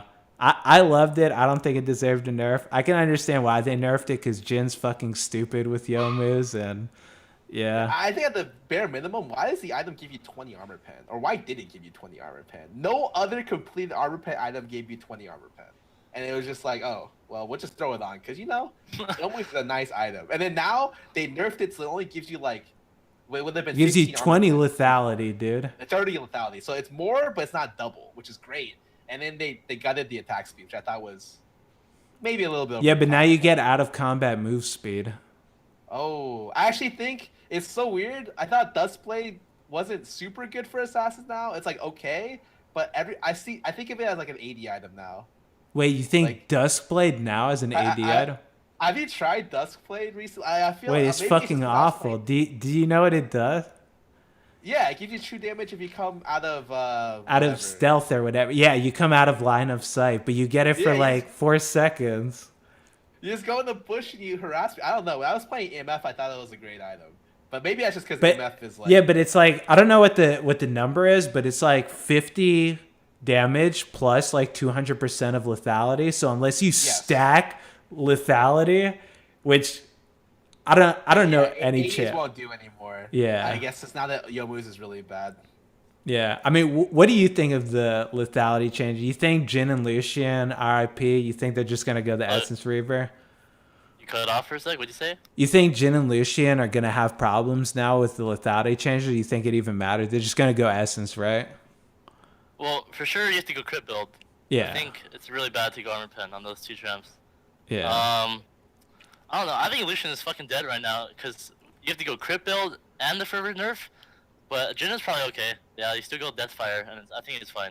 Yeah, I think like people were like, Jin's fucking I don't think it mattered to Jin. Like that champion's so stupid unless they actually nerf him. I think he's always going to be played. And like, yeah, Li Shan, I mean, he was having trouble before, but with this nerf, like he's without fervor, that champion's just that's just worthless. So bad. Yeah. Wait, well, let's move on a little bit. I think the assassin update was like a joke because rather than be the assassins getting much stronger, I thought the support itemization is absurd now. Like I don't know if it's just me. Wait, absurd. No, I think supports are going off right now. Like just crazy stuff. Like Alice, when I talk to supports, people are like just ban Alistar this game. Like Battlefrost just told me to straight up ban Alistar because he thinks that like I don't know. He thinks that I think Alistar's super. Oh yeah, Alistar is really good. Oh man. Yeah, like melee support seems so strong with the Colossus. That shit is stupid. How did that thing get out of PvE? Like, who the fuck plays on PvE where they couldn't tell, like, getting like 50% of your health as a shield is not balanced? Like, that thing, that's 100% gonna get nerfed. Yeah, like, not only that, like, the new Locket shields for 650 base, not including the wind speakers, and whatchamacallit, Redemption has 5,500 range. It's an AoE summoner spell heal. Also does 10% max true damage, and it wave clears, which the last two things, the two things don't even need to be on the item for it to be effective. Like, I just feel like support's got, like, everything they should want in this rework. Supports are great now. I think the effectiveness of supports not doubled, but like increased by like a decent amount to the point where I think this should have been called like the support patch rather than the assassin patch. What do you think of? What do you guys think? What do you think, Keith? Because I think everyone getting shields. Yeah. Well, I think what's stupid is I don't know why Redemption should be cast while you're dead. Like, what? Why? It doesn't make sense. Wait, I think that's so cool, dude. The thing is, I thought with Redemption, I was reading it. You know how awesome it'd be if like 5-man you get wiped at like Baron, and then everyone sells their item, and Redemption's the Baron to kill it, and then just like steals it and wins the game. Like what the hell? Can you do that? No, they made it so you can't buy it while you're dead and use it. Yeah, but can you imagine what kind of play? Like, I'm telling Riot Games, you have the potential for like the most awesome item. Like your mid laner dies early in a team fight, the fight's going like you're losing it, no one's gonna win, the fucking game's over. He sells all of his items, buys Redemption for his last dying breath move, redeems your team, wins the team fight, and you win the game. That shit would be ridiculous, dude. Holy shit! So abusable. Yeah, it's so, season. yeah, that would be ridiculous. But yeah, I think that the items, it's a little. I don't know why they gave everyone like plus or 10% like shields and heals, because that shit's just gonna be. It's gonna get disgusting. Like, I haven't seen Soraka, but I heard that she's just like a disgusting champion right now. No, I if you've seen Karma recently, like just see how many shields she could throw on the team. It's like Locket plus her ulti E is like 1,000 right there. Plus Redemption is like another 600. It's actually just like nutty. Like I don't know. I just feel like supports right now. I already thought support was the second or third most important role. Probably the third most important role, and it just moves its way up. I think support's so good. And if you want to carry right now, if you're a support player, you should be so happy because not only did the new support items open up some versatility options for melee supports, it also just made supports in general stronger. Yeah, I think all melee supports will come back. I was doing a smoothie like yesterday, and you just play like Nautilus, any melee support that could activate the new mastery, and it's just too good. Yeah, it's just like, because if you have a guaranteed engage and that guaranteed engage procs Colossus, like you can't trade against the guy because he has like a 5,000 health shield. So it's just like, well, shit, dude, I guess I got to run away. But this guy's beating on me the entire time. So I think that Mastery is gonna get nerfed 100%. I mean, what do you got? You think it's gonna get nerfed? 100%. Yeah, definitely. My initial patch preview was like, this is like old Grasp and old Thunderlords and old Fervor. This will get nerfed instantly. Like, it's gonna go down to like 5% or 4%. I can already tell. It's at 7% right now. Wait, you So think if it's gonna? Wait, I think the problem is that it procs on every champion nearby. So like, if you go into a 5-man team fight and you land a CC on one person, as long as there's 5 people around, you'll get like a fucking 5,000 health shield. That's why I'm not nerfing the base value. I'm nerfing the percentage that multiplies based on how many people are nearby. It starts at 7% and goes up to 35%. So, and I'm just like, okay, that's insane. So I wanted them to nerf it down to like probably 20% at the most. And even then, I'm just like, that's still pretty good. How the hell did I get through testing? Like, what the hell? Yeah, that's what I'm saying. Like, who the hell plays on PvE where that shit's like, well, this doesn't seem that bad, dude. Like, especially like for champions like Zac, which like you're gonna get the shield. Like Zac, it's like guaranteed with your kit to get the shield. It just adds extra damage. Like it's even worse than the old Strength of the Ages, which is super abusive because it's guaranteed more than 300 flat health in every team fight. So I'm just like, they need some explaining to do. Yeah, it's definitely a very questionable move by Riot Games on that one. Hey, you got any other things with the preseason, Keith, that you're liking or hating? I saw something weird on Reddit the other day. It was like a pink ward video where like he placed like a shackle box and you put a control ward, but it like teleports. You guys see that? No, what are you It's talking like some about? super big but I don't know. But no, nothing else. We can just move on. All right, Scarra, you got any other problems with the preseason? Nah, this is something where I need to play more. I'm still trying to work out what champions are good, but all I know is I'm playing Ivern and I'm building redemption and full support items on Ivern and it feels great. So. Oh yeah, I've been having so many Iverns in my games that just go. I think the champ is great, actually super good, and people just sucked at him before. But I mean, I don't think they sucked at him. It's just like he's disgusting now. Like the itemization choices that he has are just like. Yeah, I think he can build anything he wants: tank, AP, support, whatever, and then he's just like great. Yeah, I agree with that. This preseason, it gets the thumbs up for me. I'm pretty happy with it. Let's go on to the next thing though. So next topic. Oh, this is a great one. Sky, you come up with the topics. Great one on this one. America's fucked. Which country do we go to next? So I gotta ask, because Scarra came up with this topic. Scarra, who did you vote for? What? Oh, I didn't get back to register in time to vote, so I actually didn't vote for. So Scarra didn't vote. Great job, KeithMcBrief. I'm like a terrible person. Yeah, who did you vote for? Did you vote? I didn't vote. Okay, so no one here voted. So we're doing a great fucking job already. So this country is fucked because none of us are voting and we're all fucking basically useless. So where are we gonna move to? Where do you guys want to move? The obvious choice is Canada, but I've always liked to see the UK. I think. Yeah. My first choice is Korea, 100%. Yeah, I'd pick Korea too. The food's good. You get 7 ping. You can the best practice environment. It's just all you want as a pro. It's the best. Dude, I can agree with you. I remember when we boot camped in Korea, that shit was probably like the best experience I ever had. Like, I loved the food. I didn't love the environment because we stayed at like a fucking.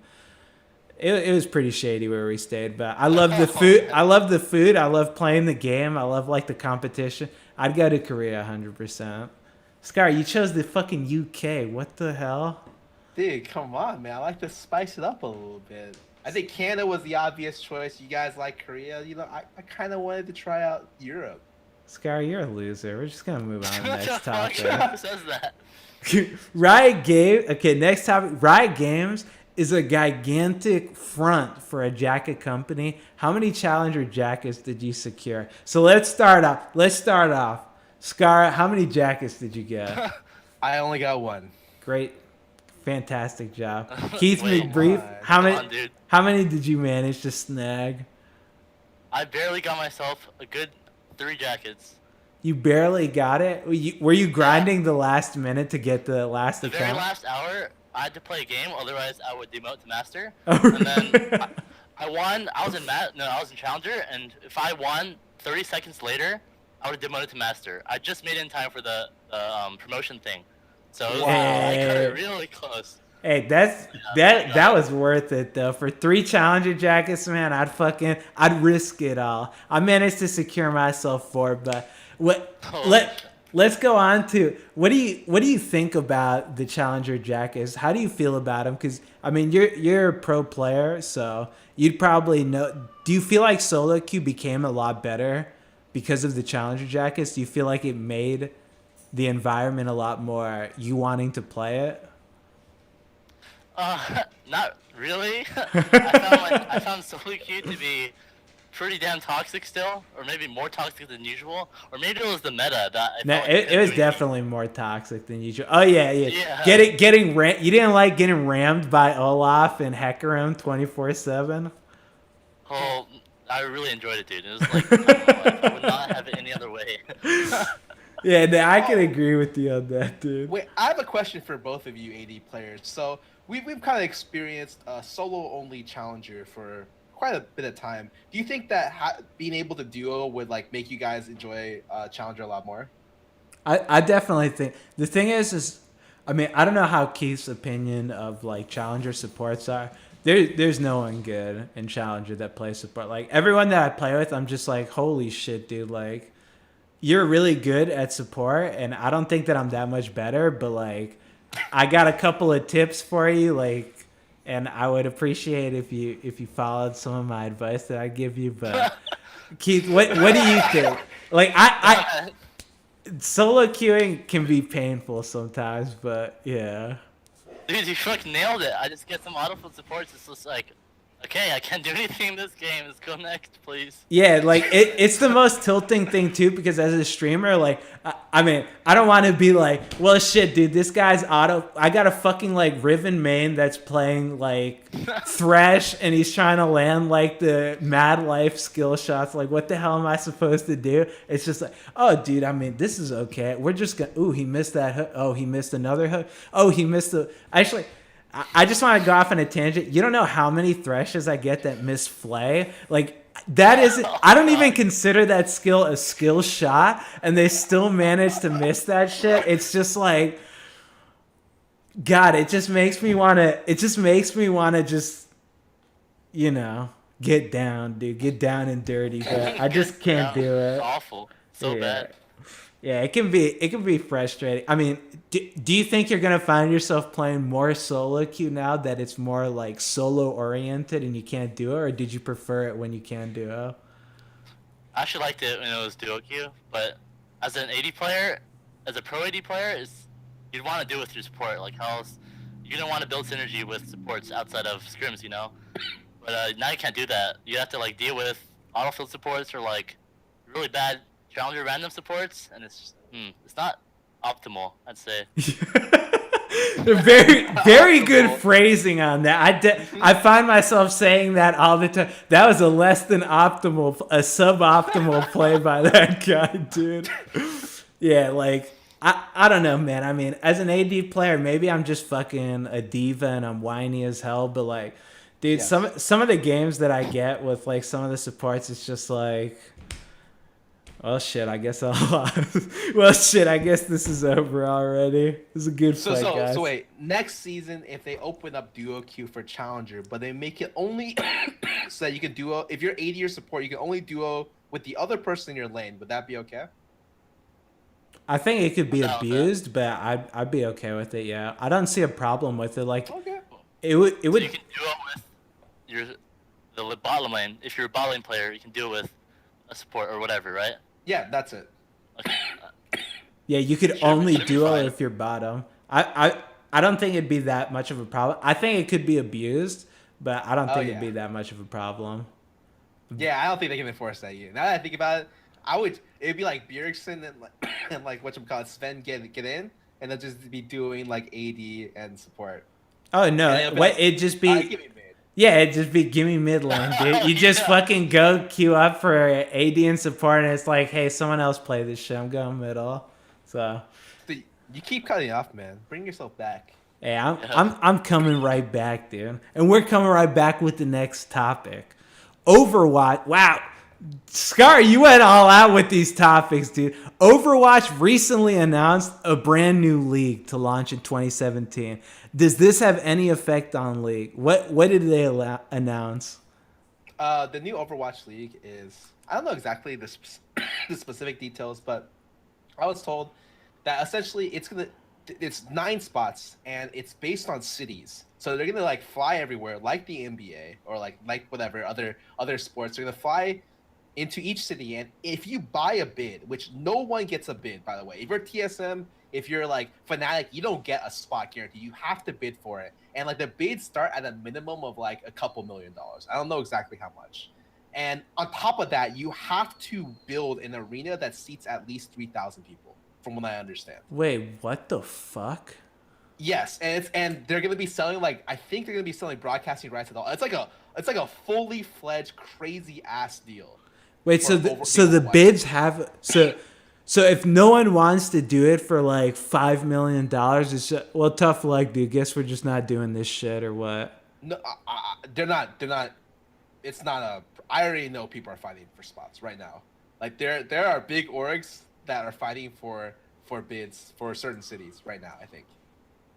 Wait, is Overwatch actually that big? Yeah, what the think, fuck? They're gonna try to make it that big, and that's what I'm saying. Like, this is like a completely different style league. That's the first to appear of its kind in esports. They're making it citywide, like based around cities, and you will fly to cities to compete in this league. And each city has to have a guaranteed arena that the person who buys a spot has to build.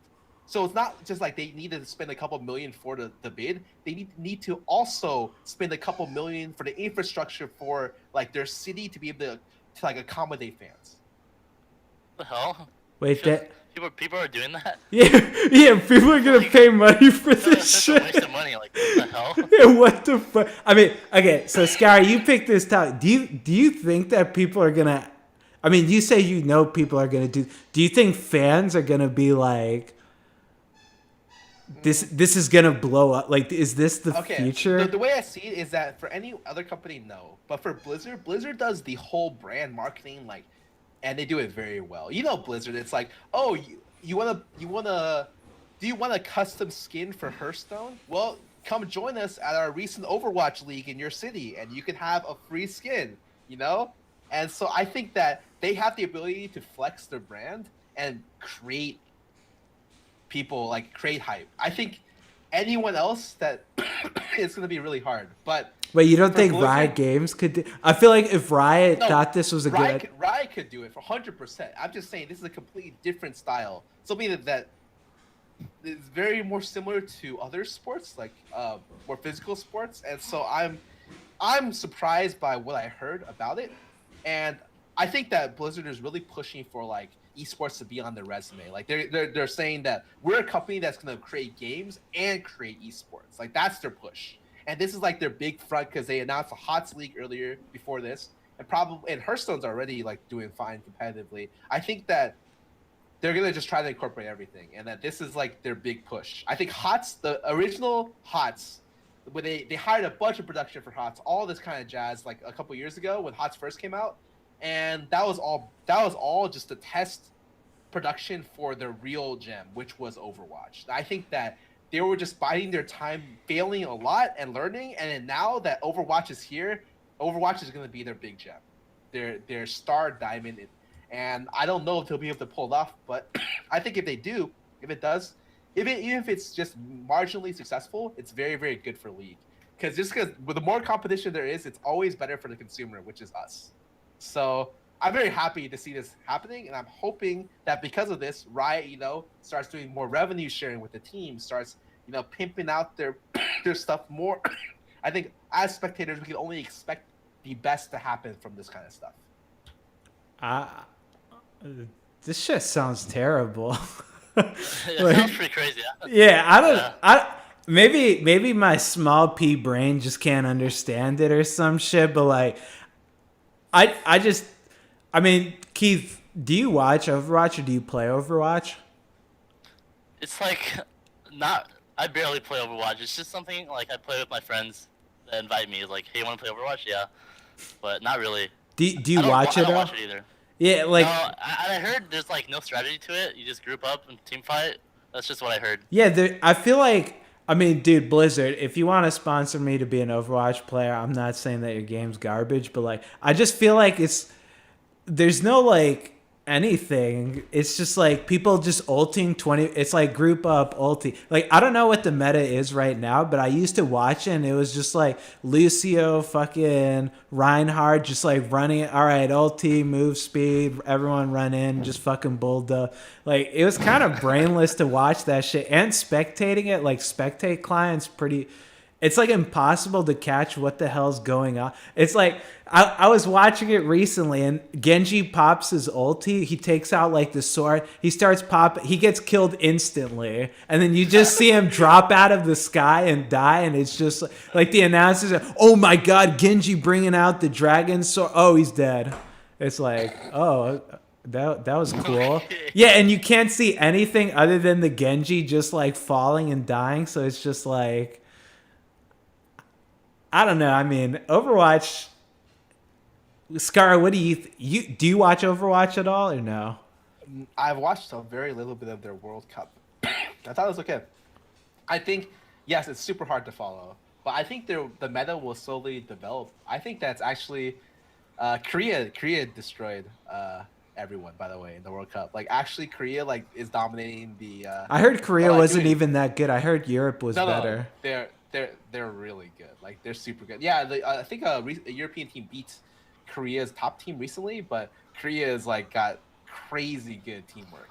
And I mean, it's not a big surprise, you know, but I think that there are really unique aspects of competitive play that are good. And I think that it's just that the spectator client is terrible. So spectating that game is almost impossible. It's not like CSGO where it's like you can tell what's going to happen. It's like you need a better spectator client or something different to be able to look at that game very clearly. And I think if Blizzard can solve that, they might have a chance. Yeah, I think if they can fix their spectator client, they definitely have a chance. But like as it is right now, I mean, you're telling me that people are like actually bidding like millions of dollars for a chance to like build a stadium. I mean, as it is right now, like I couldn't see myself wanting to watch it. Could any of you guys see yourselves wanting to watch it? No, but I don't watch like there's a lot of things I don't watch, dude. I don't watch TV, for instance, but it's like I respect the people that do. You know, it's an enjoyable medium, but I don't watch certain TV. I don't watch Westworld and everyone's going crazy over it. You know, I think that I don't watch CS:GO and it's going crazy. I think there's a chance it does really well. You know, I think if it does do well, it's only good things for us, though. So I hope it does do well. I hope it does do well too. If it helps the league industry, then I'm all for it. But yeah, man, hard to believe though. Yeah, it's pretty hard to believe. So let's just move on to the next one. So roster leaks are hot right now, dude. Oh, Keith, what are you smiling about? You want to talk about some roster leaks? Dude, what are you smiling about? You want to leak something big and juicy right here? Come on, dude. I just came out of relegations. I don't know shit. Fair enough. Fair enough. Keith, as a player, which might have to be worried about, like roster leaks, like we don't know your full roster going to next year, and you're not gonna tell us. Probably not. I mean, maybe you might tell us. Come on, but we don't know. But what are you guys ever afraid? Like, what happens if your roster gets leaked early? Is that like really bad for you guys? Like how is the leak on the end of being one of the pro players? I don't think roster leaks are damaging that much for teams. Like, what did you say could happen if people know your roster? Is there like something you can do? Tell us who's gonna be on your team next year. Me? Oh, okay. Wait, okay, let me throw this one. No, that was the wrong answer. I meant Froggen, dude. Froggen. Yeah, tell us who's gonna be on Echo Fox, not on your team, because Keith, you have the potential of being on TSM, right? No. Wait, okay, well, shit, dude. Well, there it goes. There you But go. you and I were on potential candidates. See that meme, dude? Holy, or it's not a meme, serious. Yeah. Did you try it, bro? Fair enough. I mean, you don't think roster leaks though matter at all? I mean, I agree. Like, it's no one like, oh my god, we found out who this team's gonna. Let's devise a plan that we can use now. Yeah, there's no counter. Yeah, it's just like that shit doesn't make any difference. Well, let's say there was a roster leak. So I remember I had a game with you. Let's say there's a roster leak where Echo Fox replaced you with Apollo Price. What would happen then? What do you mean, what would happen? You're saying, what would I do, or how would they do in LCS? How would the league community as a whole react to a roster leak like that? Like, what would the league community as a whole, like the competitive community, would TSM start devising a play? Like, does TSM have a strategy to beat KeithMcBrief? And they have to just erase it all and start devising a strategy to beat Apollo Price, or what? To be real, they probably wouldn't give a shit. Their AD was me, Apollo, or like any other AD. Wait, you don't think? I mean, so I mean, for the casual fans, you don't think that player or teams like analysts, they don't come up with individual strats for each player? Like, okay, Froggen likes to really do this, and we're gonna abuse this by doing this. You don't think teams do that? They definitely do that. The players have different tendencies for sure, but if they're tendencies that you can exploit so hard that they're just you win, then you're not a good pro, I think. But I mean, I guess that happened to us, right? We were fucking 10th place, so I guess we were exploited a lot, huh? Well, shit, dude. I don't know, man. I didn't mean to put you on the spot like that, but dude, I don't think roster leaks really have that much of effect on like anything. Like, the only thing it affects is the org, because they want the views to like, hey, dude, we're announcing that we just fucking did this shit, and it's like, all right, that's great. But I mean, to go off on your one point, some people do prepare against certain players, especially when I work with CLG. I know CLG does this specifically. Like, they'll talk about like warning patterns, like tendencies that the player will happen, and if like you're looking to invade, where to go, and they craft like level ones based on the players they play against sometimes. And I think although CLG may be on the forefront in terms of in NA on doing that, I don't think anyone like other NA teams may be doing it to the extent that they've done it for some people or some teams. I think that it's definitely like true that like even the best player in North America, like Bjergsen, has tendencies that you can like work against him. It's not even like weaknesses as much as like, oh well, he prefers to ward this bush most of the times on certain timings, so that when you're looking to gank him, try to go this angle or try to go that angle. Like, I think that I don't know, everyone has tendencies, and there's stuff that like their coach works with to like make sure it's not a weakness, and the other coach works with to exploit. all right, fair enough. So Yeah. so let's just get it underway. So what roster leaks do you want to do on the show, Keith? Any? What? I'm just gonna ask, like, do you want to leak any rosters right now? I mean, I can make speculation. Maybe like an educated guess. Okay, but so let's definitely no leaks. okay Educate us. let's make a speculative, educated guess on TSM's AD. For me, I think if I had to guess, they would either have Forgiven or Piglet. All right, Because so it's Forgiven or Piglet, guys. Thank you. But so are you speculation? Educated? No, not educated. Just a guess, honestly. I mean, they freaking announced we're gonna have a high-profile veteran AD, so it's probably not like Cody's son or me, because I'm not a veteran. you don't think it's Shit. gonna be Cody's son though? You think he's a veteran? I mean, he He's a plays veteran- like he veteran is. talent Solo provider. veteran, maybe. Yeah. Wait, what are you trying? Are you trying to downplay his achievements? Of course not, dude. I'm a humble player. I don't flame. All right, fair enough. You don't think my man Cody's son? You don't think Massacre 8 could make his presence known in the LCS on TSM? Just judging from their announcement, I think it's unlikely. But So- but if their announcement was a clever ruse and Cody's son did end up on TSM, would you rate them as the best team in North America? I think they would be worse than when they had double lift. But do you What? you really think that Cody Sun's a worse AD than double lift? Wait, what? You cut off again? Hello? You really think Cody Sun's a worse AD than double lift? Well, yes. Well, I think that. wait, you think that? Wait, I hesitated. wait. So, I mean, according to Reddit, double lift's washed up, and he's never gonna go pro again. And Cody Sun is the future that NALCS needs. Do you not agree with that, Keith? Okay, let's lay down some facts here. Cody Sun, rank 2 NA solo queue, right? Season 6. Yes. I was season 5, rank 1 NA solo queue. Look where I ended up. So what's gonna happen? Straight in the LCS with veteran European mid laner. 10th place, almost relegated. Wait, but let me just for real though, how would you rate Cody Sun? Do you think that he is the next, like, he's the future of NA? Do you think Cody Sun's the future of NA? No. Do you, I mean, what defines future of NA? Like people are think hyping this guy up as like the best homegrown talent of North America, dude. Like, he's the best AD of North America. Dude, you're shitting me, dude. I've never seen any Wait, I'm not even trolling you. You've never seen that. I've never seen this fucking hyping up of him. I mean, they're probably like, wow, talent, NA talent. He's decent, probably gonna be good. But yeah, we'll see. I don't know. He could be good. All right. Let's just leave it at that then. Scar, you got any juicy leaks for us?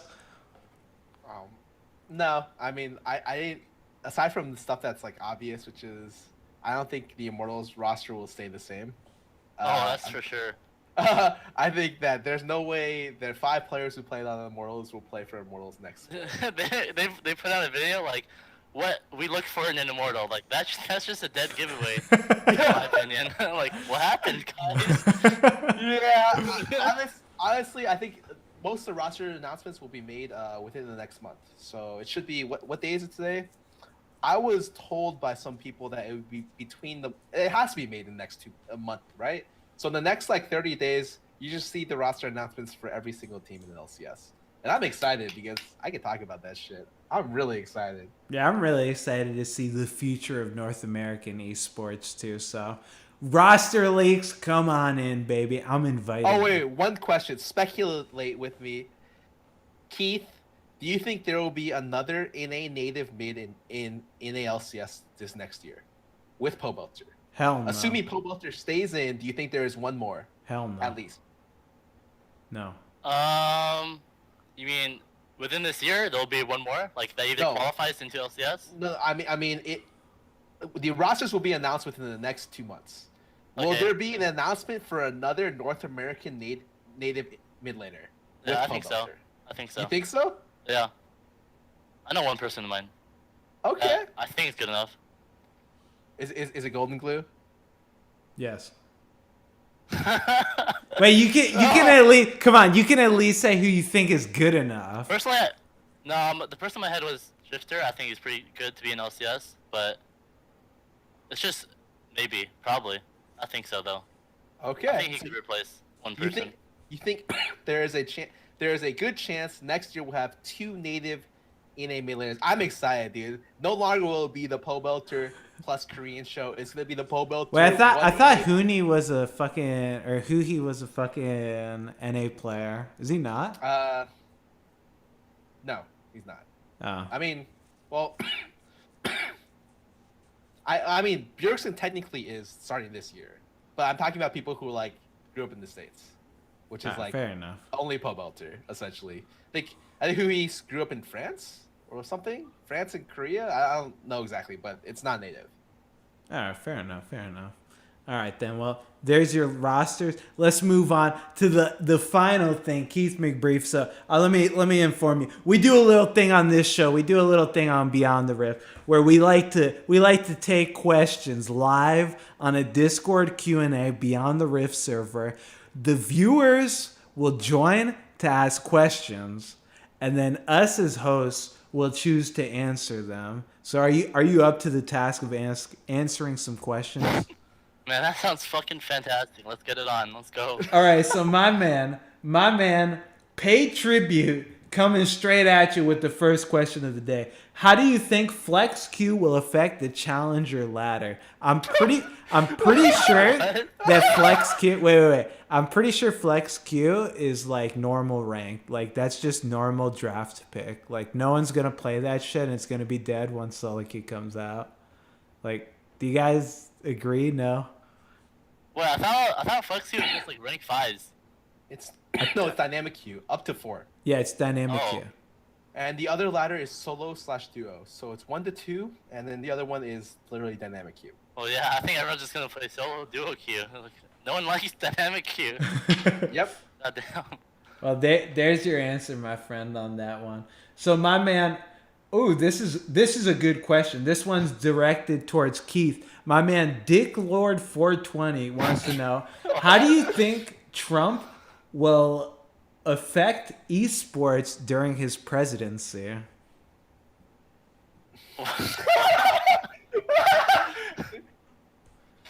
I don't know how to answer. Why is it directed at me?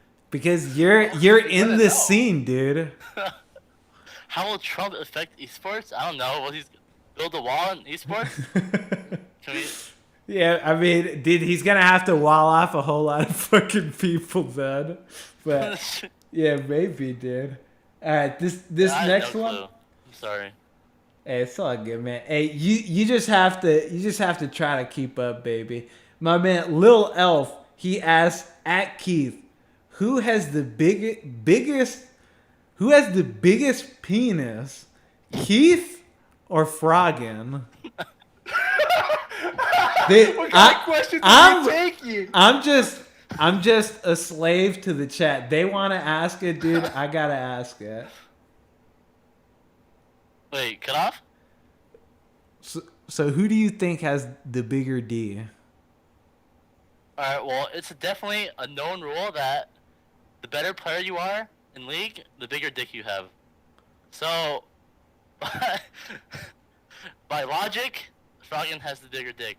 Not that we Come compare on, anything, dude. You're but- gonna do it like, Dude, come on. What a You're the humble better player. I respect did? that. Okay, Come on. wait, Nay's got a good question. So if TSM gets Froggen or Piglet, won't they have 3 imports on their main roster? No, because Bjergsen's a native now, so. What? What the hell? Wait, he just wanted to know. Burger King is native. They will only have. Wait, who's even there? Who are the imports? They have. Oh, Scarra. Sven's an import, yeah. Yeah. Okay, there you go, my friend. Diablo1399. He wants to know, what do you think about Duskblade on Vayne? Have you tried that out? I think it's terrible. Well, I didn't hear Duskblade? Yeah, Duskblade on Vayne.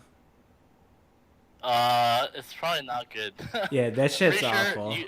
I'm pretty sure you should still go IE into Shiv and then like standard stuff, lifesteal or QSS or more crit. Yeah, that shit's think you like should go super Duskblade. gimmicky. Don't fucking go that field. So my man Saku P wants to know, do you think there are going to be massive differences in salaries of pro players, or do you think Yes. there are massive differences? Yes. Well, yes, currently, yeah. What Scar said. Currently, yes, and with so many NBA owners investing into it, there's so much more money coming in. Yeah, it'll get even bigger, I think. Do you think that's a problem? You think that Rise should do something to maybe play? No, I don't think it's a problem. This, I think it's good. You know, this guy's making a lot of fucking money. Then I respect that, dude. Well, maybe you shouldn't take my word because I'm a pro. Nothing wrong with money. I respect that. Kono wants to know, how do you think Assassins will affect the pro scene? I don't think it's gonna, unless Riot does more for him, I don't think it'll matter. You guys, anything? What do you think? In my opinion. Maybe Counter Struggle, actually. LeBlanc might look okay so far from what I've seen, but I mean, it'll make things more interesting if people pick him.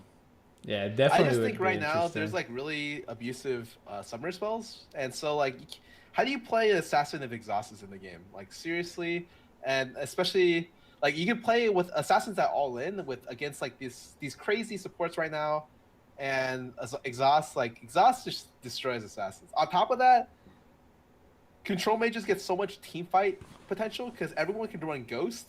Ghost is actually stupid. I can't believe they haven't nerfed that summoner too. I think that both those summoners are entirely way too powerful, and until both of them get balanced, like, and I guess control mages get swept so that they get nerfed a little bit, I don't think assassins will see any level of play. They're fun to play, don't get me wrong, but like if you snowball on like a Victor, like holy shit, just talk to either of these AD carries how it feels like to play like Lucian the Victor. Like a Victor that's 3-0 compared to like a Zed that's 3-0. I think you can control the Zed a little bit.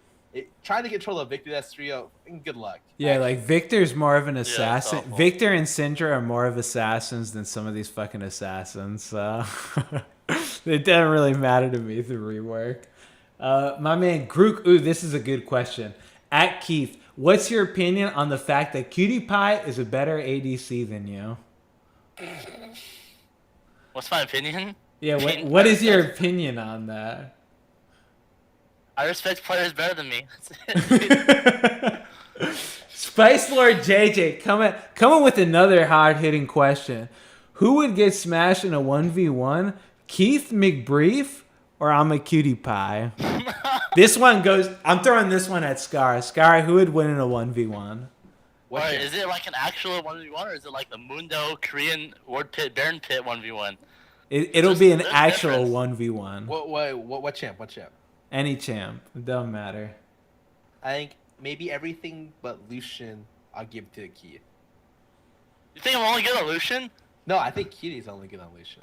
Oh. Wait, what the hell? okay. Wait, come on. I don't even play that shit anymore. I'm a dirty Jin 1 trick now. Come on, dude. That's No, fucked dude. up. I don't know. I think it'd be pretty close. It just if it's not on ADs, that would be more interesting. I have no idea. I think if it's not on ADs, then it's really difficult. But on ADs, you're both about the same, I guess. I don't know. XL Conic wants to know best ADCs this preseason. I think it's like probably Jin. The rest of them don't fucking matter. What do you think? Well, I think the ADs that run Fervor are just fucking dead. I think you shouldn't play Lucian or Ezreal. Ezreal maybe is okay, but it feels really bad. I think Jin, carry. Oh, I muted my mic. Hello? Hey, how's it going? You got to. Jin, Kate, Ash is probably okay.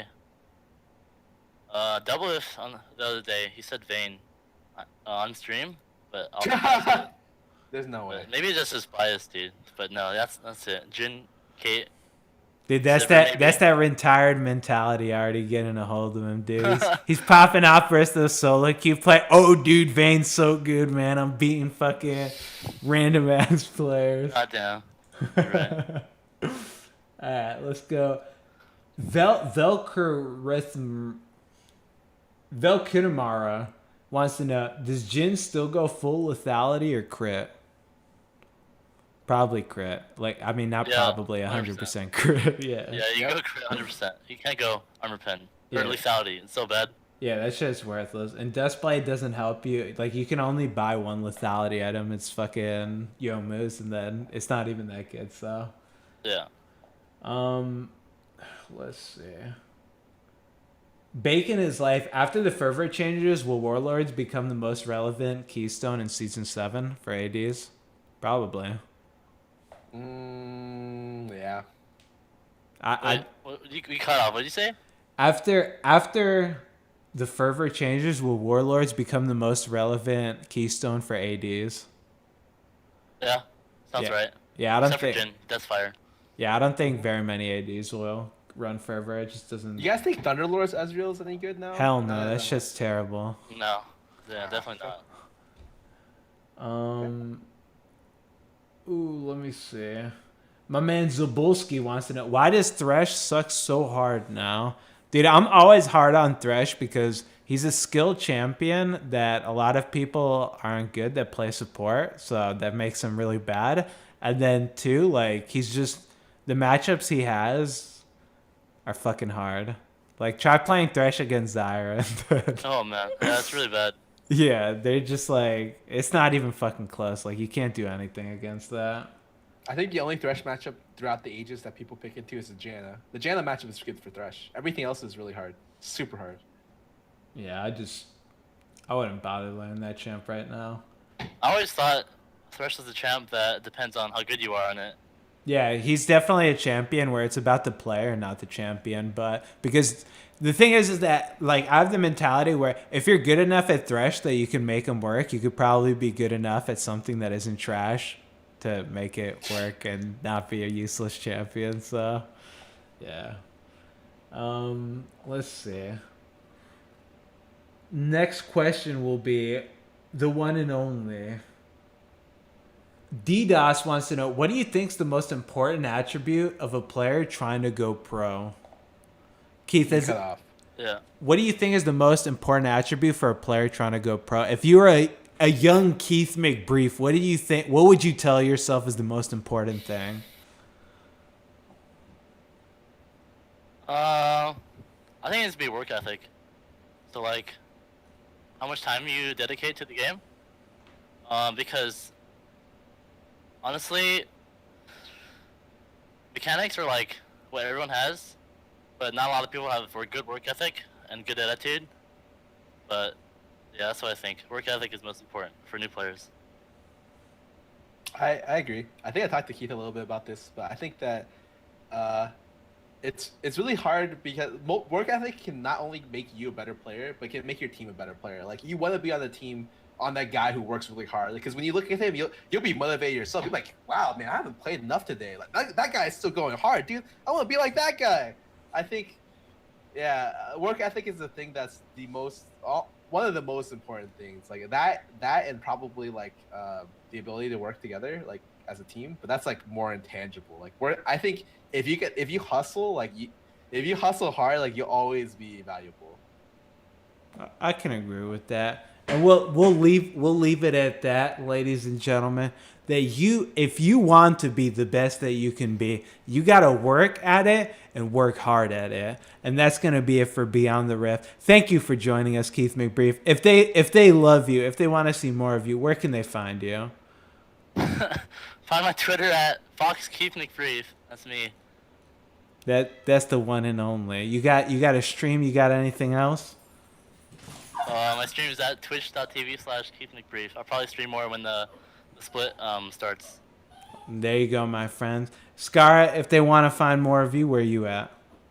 My Twitch and my Twitter are both at Scarra, so you guys can find both of those there. And that's the most important ones. I'll probably be streaming. I stream like 5 days during the week, and so you probably catch me streaming right after the show, actually.